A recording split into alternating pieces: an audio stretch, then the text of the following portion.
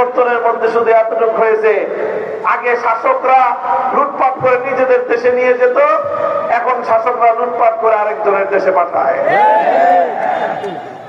এই জন্য বাংলার মানুষ রক্ত দেয় নাই, এজন্য বাংলার মানুষ লড়াই করে নাই। এইভাবেই দীর্ঘ এক বৈষম্যের মধ্য দিয়ে বাংলাদেশের মানুষের অর্ধ শতাব্দী কাল অতিক্রান্ত হয়েছে। দীর্ঘ এই সময়ে যেই রাজনৈতিক বন্দোবস্ত বাংলার মাটিতে প্রতিষ্ঠিত হয়েছে, এই রাজনৈতিক ব্যবস্থার কাঁধে বরাবরের মতো দুইটি ভূত সওয়ার হয়েছে। কয় ভূত? কয় ভূত?